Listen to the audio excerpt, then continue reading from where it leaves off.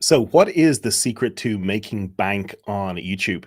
Today, I'm going to be talking with my guest about how he made the wrong content for his client, or sorry, how they made the content for the wrong audience, and that enabled them to earn $300,000 in 1 month for the channel. So, this is a super interesting strategy and totally counterintuitive. It blew my mind when I was talking to him about it. So, that's going to be next. Recognized Authority, a podcast that helps specialized consultants and domain experts on your journey to become known as an authority in your field. Here is your host, Alistair McDermott. Today's episode is brought to you by Website Doctor, which is my other brand alongside the Recognized Authority. Website Doctor is a small web design agency that focuses on creating websites for professional services, experts, consultants, and people in the B2B professional services expertise space. And in fact, that's where the Recognized Authority came from when I wanted to create an add-on or focus on the authority building part of the puzzle. Website Doctor still runs in the background, and we've been building websites since day one in 2007. In fact, I've personally been building websites since 1996. So been there, done that, and bought that t-shirt. So if you're looking for a website for your expertise-based business, then check out websitedoctor.com and schedule a call with me. I'd love to chat with you and see if it's a good fit. The link is in the show notes, or you can visit websitedoctor, all spelled out, .com. And now on with the episode. And so for the second time on this show, I'd like to welcome Cyan. Cyan, you're very welcome to the show. Thank you. Glad to be back.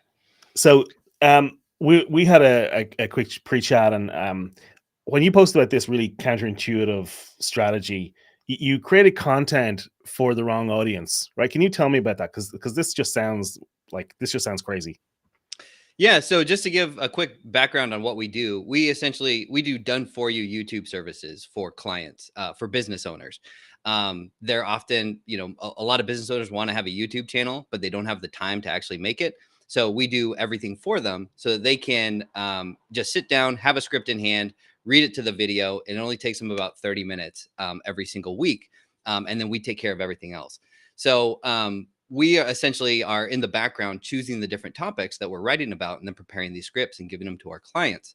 And we've been doing this for a long time. So we have a lot of experience taking the more conventional route of targeting the exact people who you're trying to appeal to.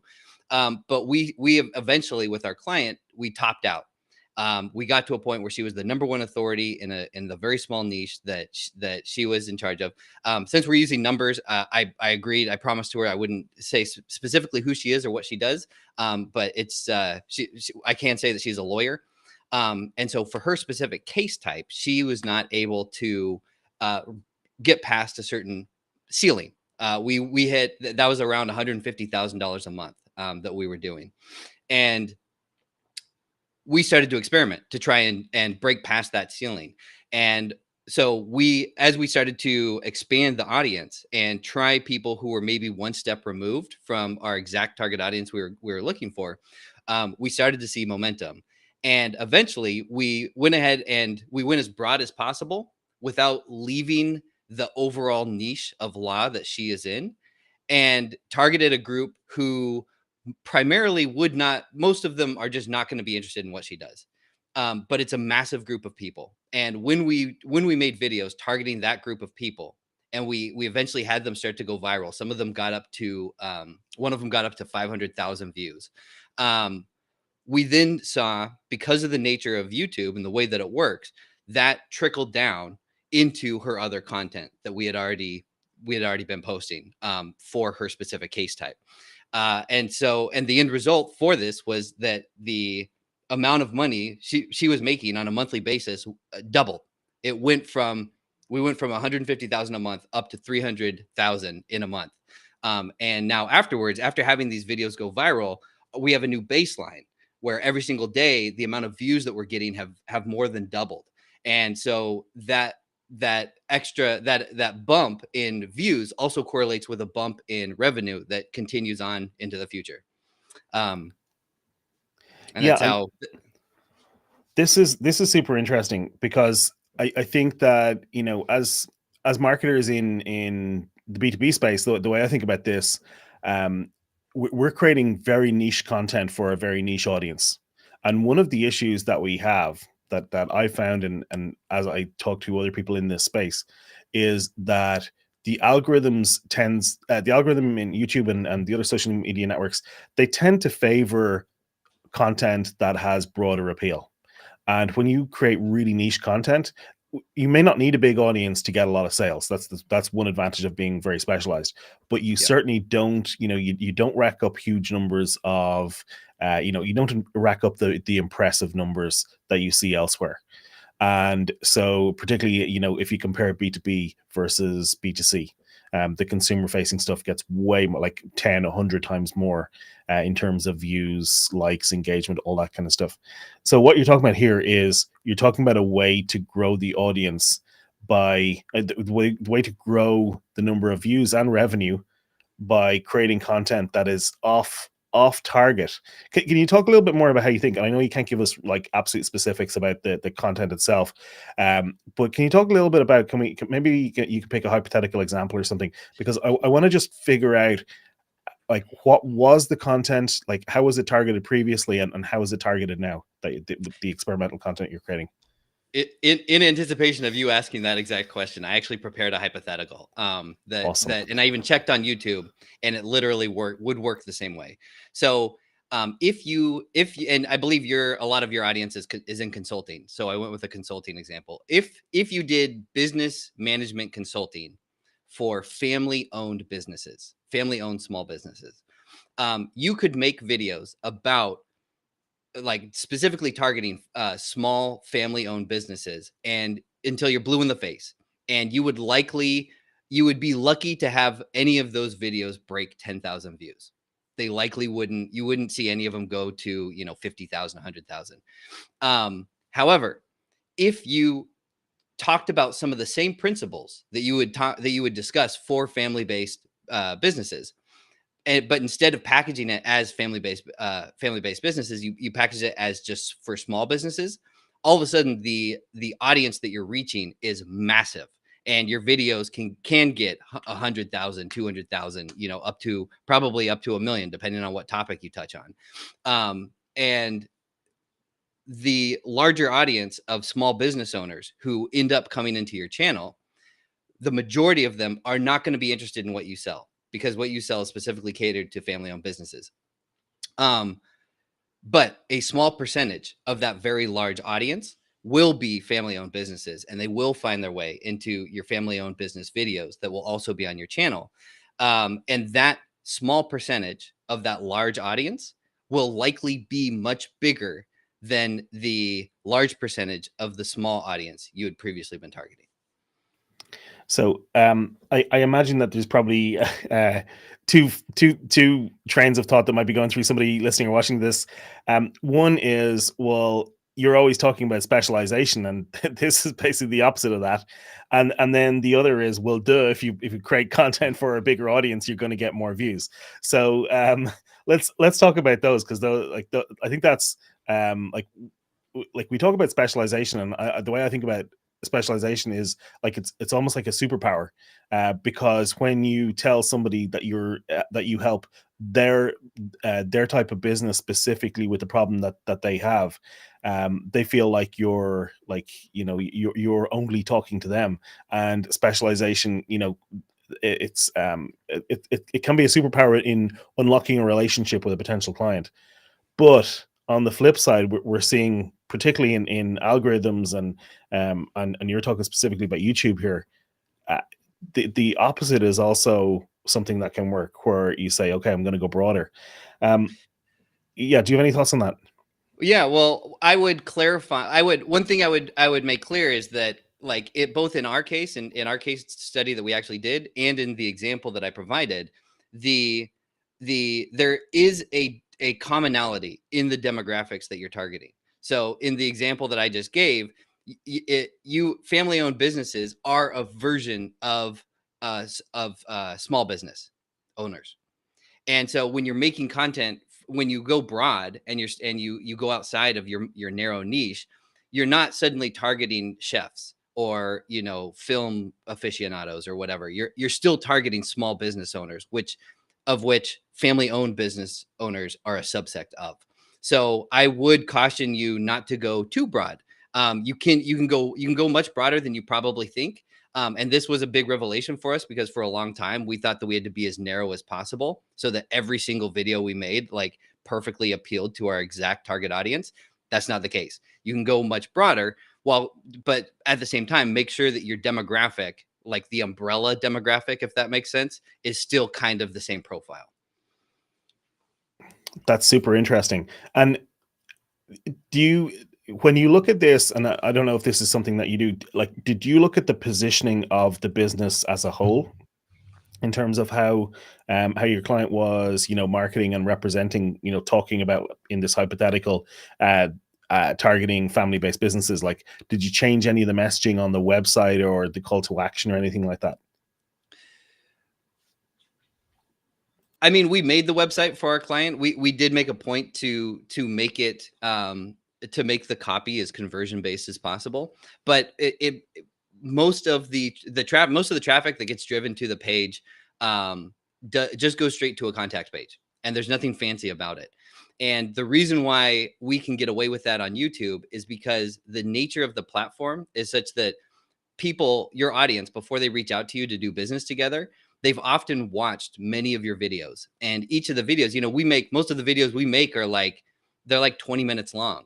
And so if somebody's watched, 5 20-minute long videos with you, they already feel like they're really familiar with who you are, what you do. They're confident in your capability. So when they make the decision to then reach out to you, it is it's already a done deal in their head.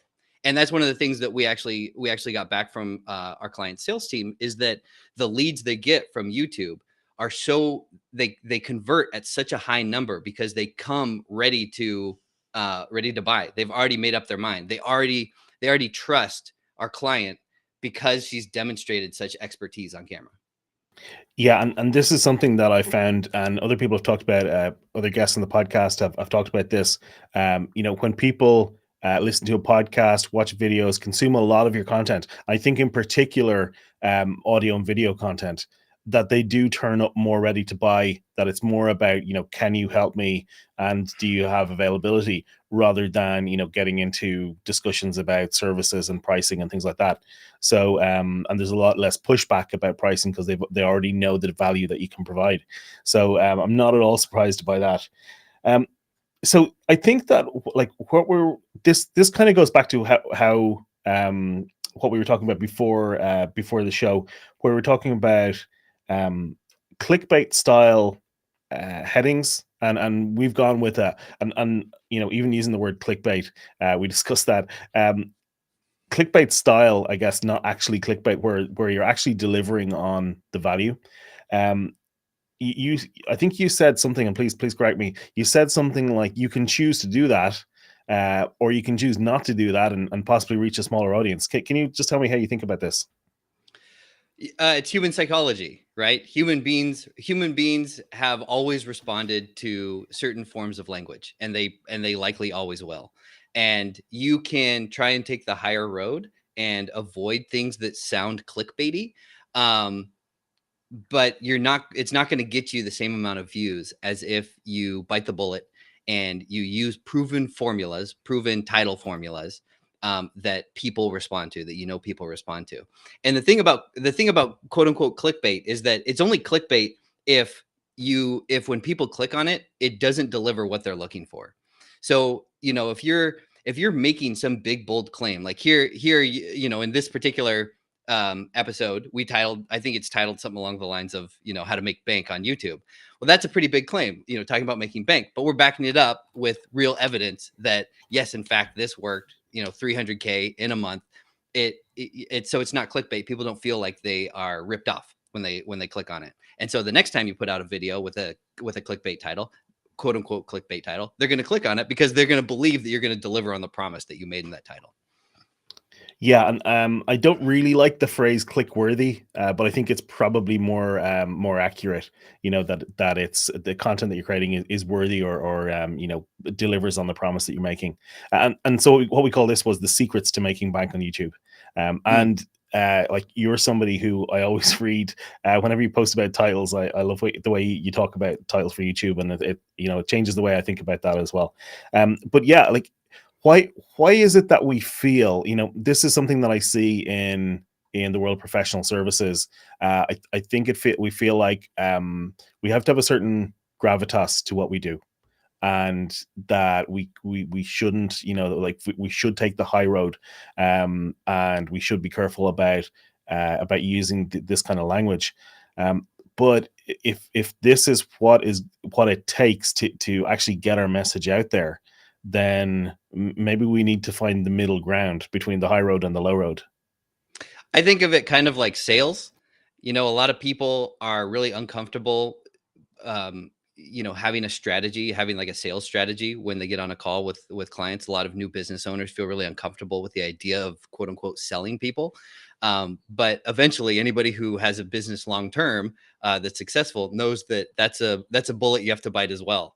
So it's kind of the same thing, because you're essentially selling people with your title, and it's just a fact of life in the business world if you want to be effective.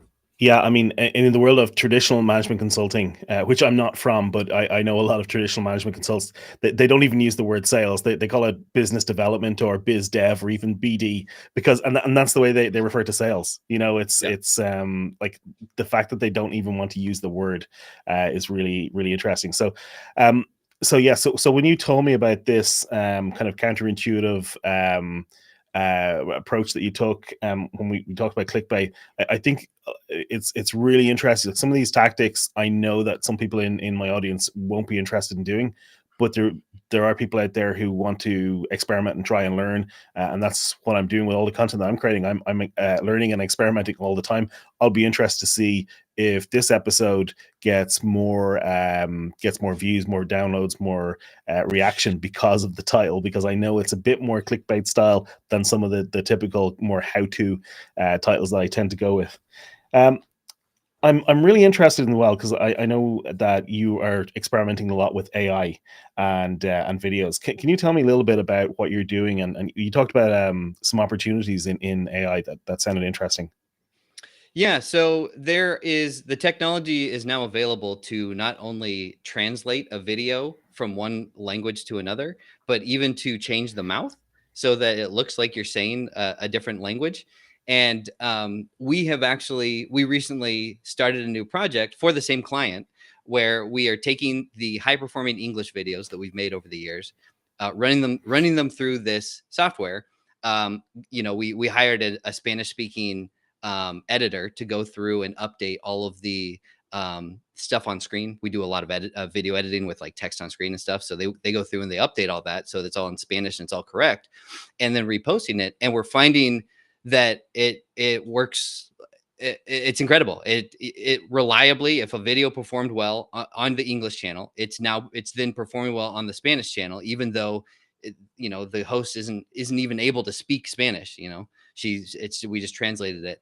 And yeah, it's we already within the first two to 3 weeks of us posting videos, we posted some of the bigger videos, including the one that hit 500,000 views that we talked about earlier, and we got a brand new channel up to, I think at its in the peak in 48 hours, it had almost 50,000 views. So I think the way I put it to you before we got on this call was that it's a massive arbitrage opportunity.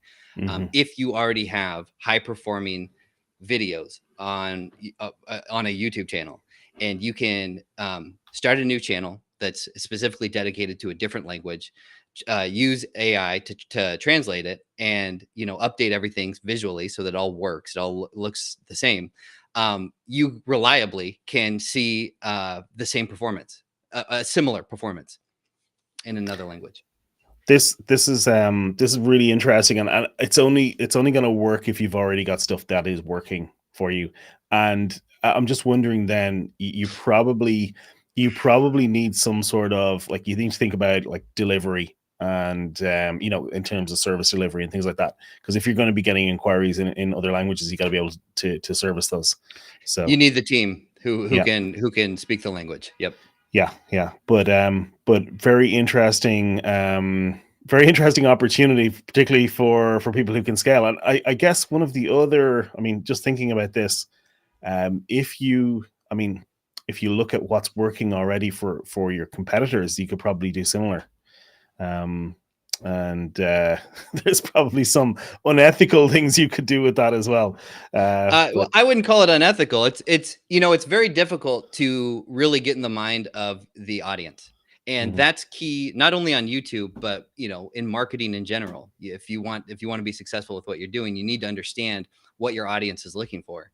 And when it comes to YouTube, one of the best ways that you can get into the mind of your audience is by looking at what topics within your particular niche that you're targeting are getting a disproportionate amount of views. And views on YouTube very much correlate with interest. Not necessarily, not perfectly, but if you can look at, say, your competitors' channels, and you can identify the outliers that are getting a disproportionate amount of views relative to the number of subscribers that they have, that's a sign that it's a particularly hot topic that people want to hear about. And we launched a channel recently for not that recently, but when we launched one of our more recent channels, we did exactly that. We went and we saw what people were primarily interested in, and we focused on that right from the get-go, and did multiple videos on the topic that was most popular, and we immediately got traction and became relevant in the space. So is it cheating? I don't think so. I think it's just observing what the market's telling you. Yeah, absolutely. And I think that when we look, this is something that when I look at the stuff that's out there that potential competitors of mine are making, um, it's it's very different from how I would approach it. And I think, well, you know what, maybe I should experiment with some of those and just see if I make my version of that video, what does it look like? And I think that doing some more of that, I guess I'm just too lazy to do video editing is the real thing. So I need to talk to somebody like you about that, Well, because that's the hard part. That's the time consuming part. and we have competitors in some of the spaces we compete in who will beat our videos with an unedited video of them just sitting in front of the camera and talking for like 20 minutes straight. And the reason why they'll beat some of our other ones, at least historically they would. Now we've caught on to some tricks, and so now we're beating them on all those fronts. But what my point is that you don't need to have a video editor in order to do well on YouTube, especially if you're in a kind of like a more narrow niche where you're not competing with like really high level creators. You're just competing with other business owners. And also, when it comes to education content, the audiences, they don't need a bunch of razzle dazzle, to borrow a term from Alex Hermosi. They're just looking for the information. They want to learn. And so if you're able to understand what topics your audience is primarily interested in, and then understand within that topic what are the pieces that are most relevant that people need to hear, and you take the time to do that research and to lay that video out before you sit down to record, that alone is, Pareto principle. That's the 80-20 principle. That's like 80% of what you need to do in order to have your video perform well. And if you can do that, if you can identify what your audience wants and then put all of the important things into a video and get it to be 15 minutes long, 20 minutes long, of you just sitting there talking to the camera. If you nail it and your value to words ratio is high, you're not wasting people's time, your video will perform well. You very well could have it take off. So it's not out of reach of people who don't have a team like us to help them. There's just a few basic things that you need to make sure you're checking off, and you can become a real player very quickly. Thank you for saying that. That's reassuring, and I know that that'll be reassuring for people who are in a situation where I was when I started, and I certainly couldn't afford an editor. I was just doing everything myself, and looking at this, thinking, oh, I've got to learn how I've got to learn how to use a video editor. Never mind hire a video editor. So there's three things there that you mentioned I want to look at. First of all, you mentioned there's some tricks that you use now, whatever Mhm. ones you can tell us about, that have got you back ahead of your competitors. That was one thing. Another is just any more tips for people who are specifically making educational content, because I know a lot of people who are following this channel are people who are interested in making educational content. And Nice. then you said there are some basic things you need to do. It would be nice to do a rundown of what those are. So, is there any particular order you want to take those in? Yeah, I mean, how much time we got left? It's there's not a ton of them. I'll keep Yeah, them brief. So cool. so first, the basic things that people need to be doing in order to like really give their videos the best fighting chance possible. And if you've ever listened to any YouTube strategist or anyone talk about YouTube, this is going to sound really familiar. So one of them is packaging, like we already talked about. If you can't, and by packaging I mean your thumbnail and your title. If Yeah, your thumbnail and your title can't compel the audience to click, it doesn't matter how good your video is. So that's obviously hugely important. One of the tricks to doing that right is to do it first. Before you make your video, you do your packaging.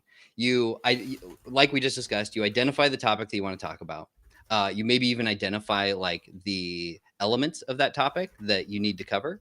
But then you sit down and you think, okay, what's a thumbnail? What's a title that I can use to that I know people are going to click on, and it's in alignment with this content. And if you can't find something that's very compelling that you know is going to reliably get clicks, you should probably skip that video.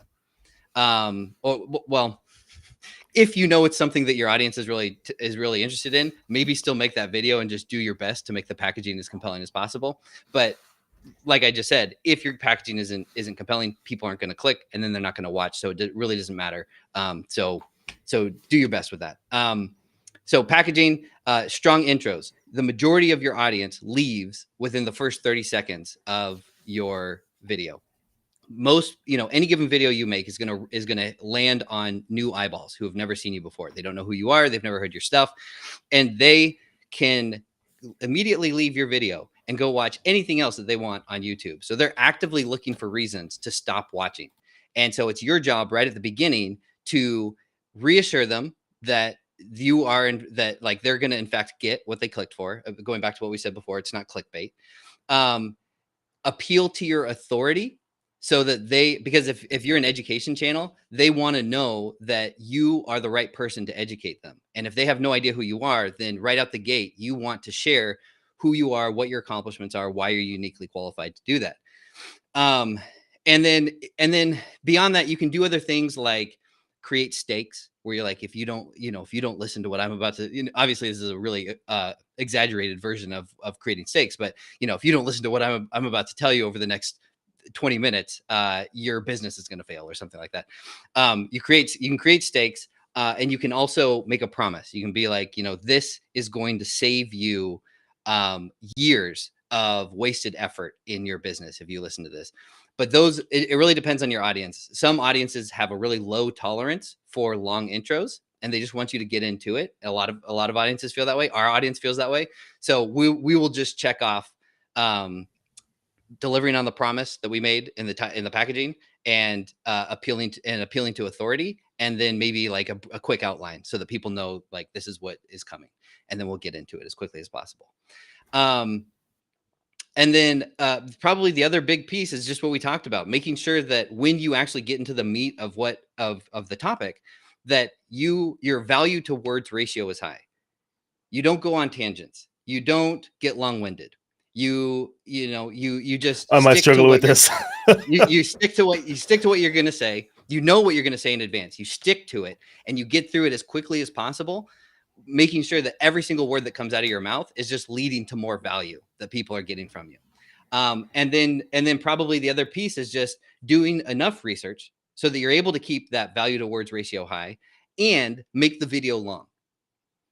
Because longer videos, YouTube, that's what YouTube's looking for. YouTube's looking for longer videos. And so if you can make your video longer without sacrificing the amount of value that people are getting as they're watching, that's the ticket.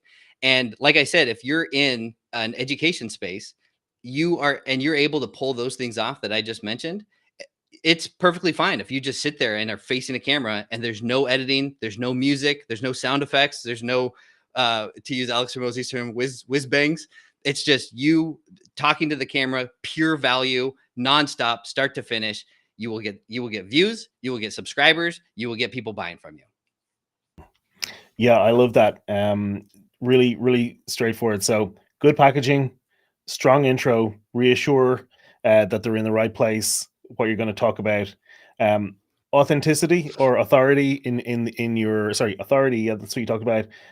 Creating stakes, a promise. I know this. Stay tuned for tip number 17. It's going to blow your mind. that's Yeah. yeah, that's something we see a lot. And then deliver on the promise and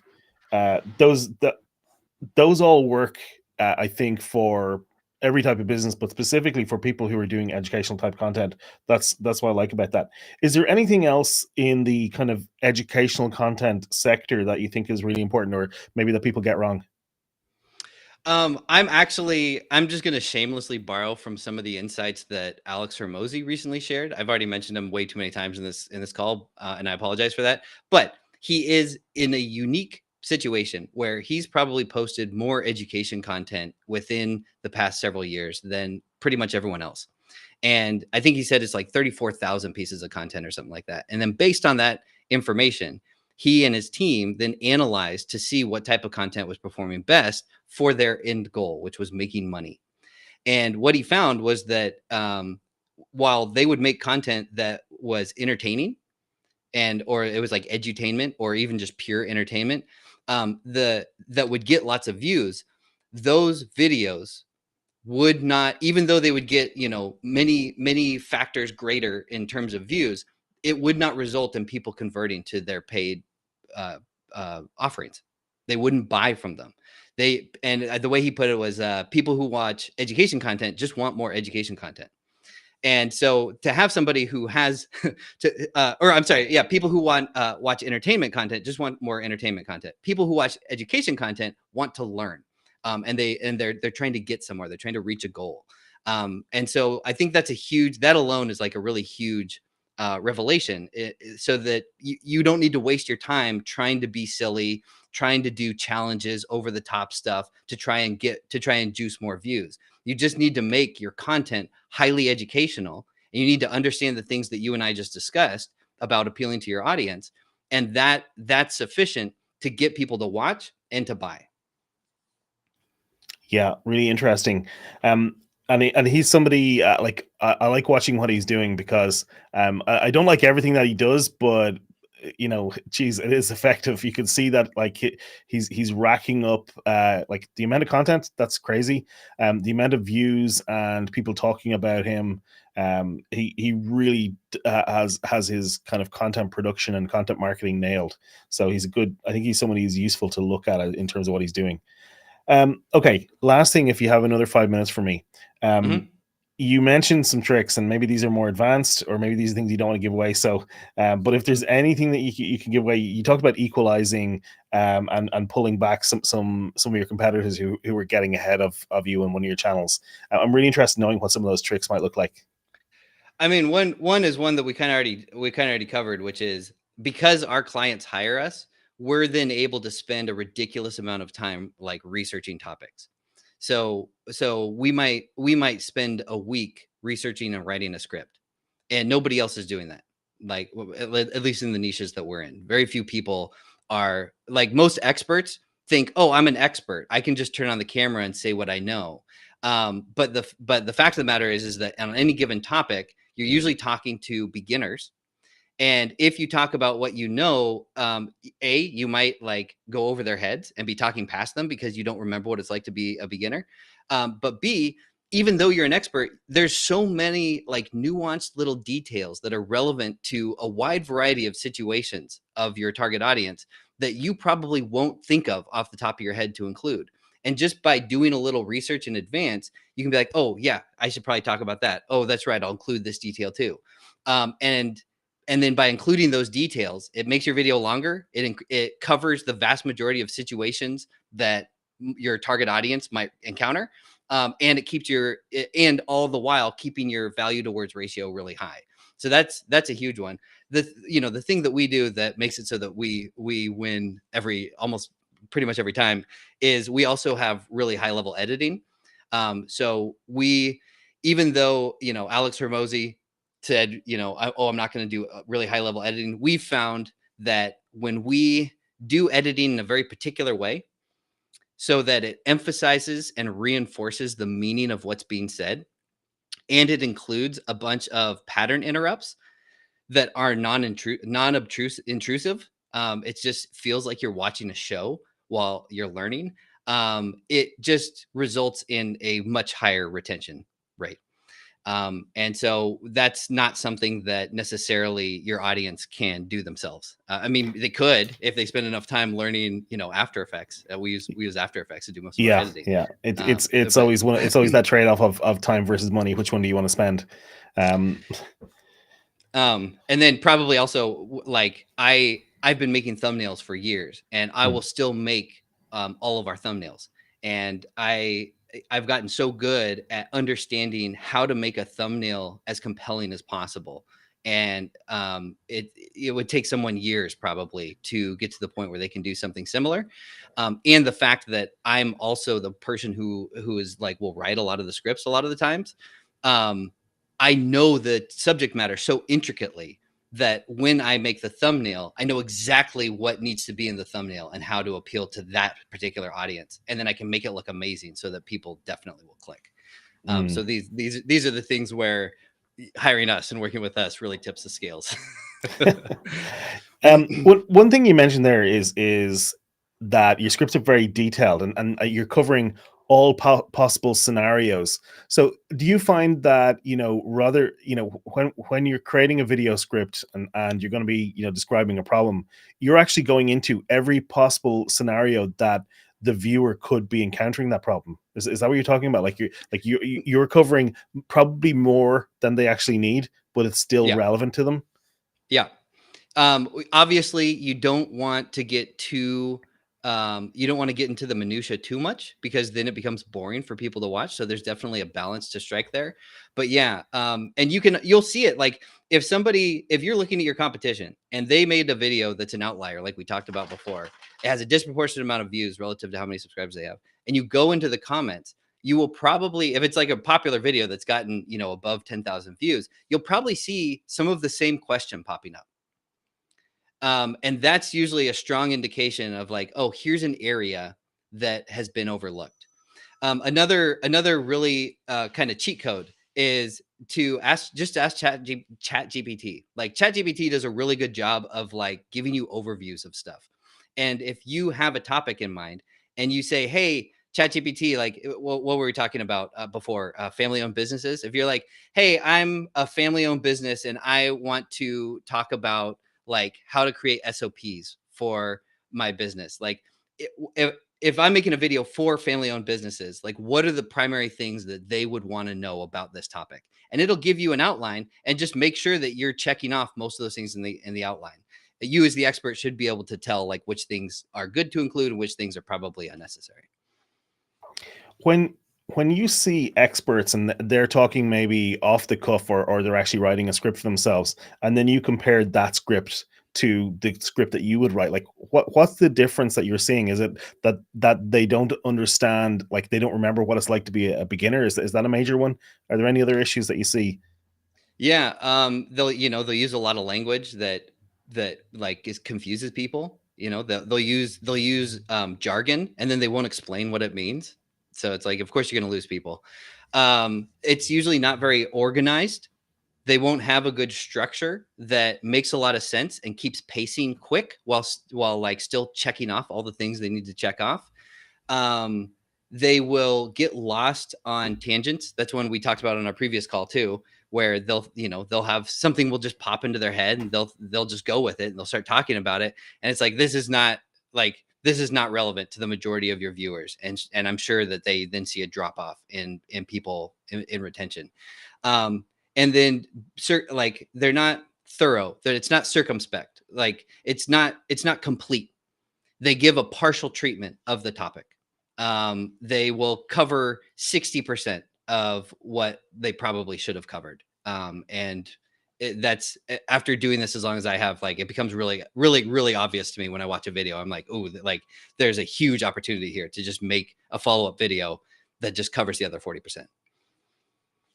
And so then the other question I have is like, can we simply do that? Like, so one of the things I see people doing is creating either extra videos or actually creating extra channels. So they create a new channel, which is for a slightly different take on a topic, or maybe it's for a different format. Like they've got a podcast format, and then they've got regular YouTube videos.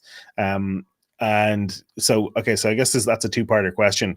One is it okay to just create another video? Like, would you make a better video on the same topic, or would you just make it for the extra 40% that you missed off the first one?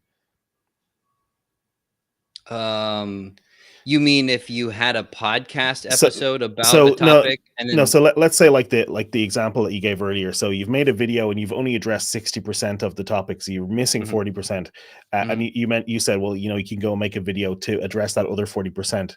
Would you be better off making just that 40% video, or what about making a new version of the first video, which would be better? Just remake the video. Yeah. Right. And would you take the original down or leave it up? Does that impact on how leave it YouTube? Up. It doesn't matter. Leave it up. Yeah, just leave it. Yeah. Yep. Leave it, and then pin a comment in the top of the comments. Say, click here for the updated version, and then all the majority of the traffic that goes to the first one will then get rerouted to the second one. Right. Interesting. Yeah. Because I think that, when we're looking at YouTube, one of the things, that I think about is whether like even like channel management and which videos to make, and should I do stuff like that? Should I delete older videos if they're not popular? All of those issues come into play as well. Apart from just making this one good video, there's all of those other things that come into play as well. Yeah. It's very time consuming. It's why we got into the business, is because like I said at the start of this, like business owners they recognize the power of YouTube. They recognize like that it is just the king of social media, but business owners are busy running their businesses. They do not have time to like, even though I just explained a lot of the things that you could do to be successful, they don't have time to do that. And their staff that they have is already busy. And even if they hire new staff, they don't know how to train them on how to do that. So that's why we do what we do, where it's like, well, just hire us. We'll do everything for you. You can sit down once a week, read a script, and we're off to the moon. And you mentioned earlier, by the way, the previous episode. I just want to mention that is episode 110. So it was just a bit over a year ago in April 2023. And I've put a link up on screen here. I'll put a link in the show notes as well if you're listening to this. Cyan, is there anything else that I should have asked about YouTube, about making bank on YouTube, or anything else on this topic that you want to just mention before we close? Probably the biggest thing is to be patient. On a lot of other social media platforms, you can get started and right away start to see success. And unless you're like a veteran in making YouTube videos, chances are it's going to be a slow grind. Even for us, like I talked a little bit about the last channel that we started. It took us a while for that channel to get going, but then once it's going, now it's the #1 channel in the niche. And it took us about a year to get there. And then once you're there, your audience is so engaged. Like, especially if you do things like live streams and regularly respond to comments, your audience will absolutely love you. And at any given time, you can go live and have a ton of people tune in. And you can talk to them, you can answer their questions, and they'll be super excited to then sign up and work with you. Like, it literally is the most powerful marketing asset that you can cultivate. It just takes time. So you need to have patience when you do it. Don't be discouraged if after 3 months you're not seeing a lot of success. If after 3 months you're not starting to see some signs of momentum, that's definitely a signal to you that you need to probably fix some things. Within 3 months, you should start to see momentum if you're putting out, say, like a video a week, a long form video a week. But yeah, just if you think that you can do it, you're comfortable on camera, I'm telling you, it's literally the best thing one of the best things that you can do for your business. Love it. You can be found at 100c.io. Is that right? Yes, 100c.io. Awesome. And who is an ideal client for you? A business owner who already has a relatively successful business, who wants to be on YouTube and does not have the time to do it themselves. Awesome. And I haven't used your services, but I've been following you for a long time, spoken to you a few times now. I could definitely recommend getting in touch and just having a chat. So, Cyan Cooper, thank you so much for being on the show, for taking the time this afternoon. I really appreciate it.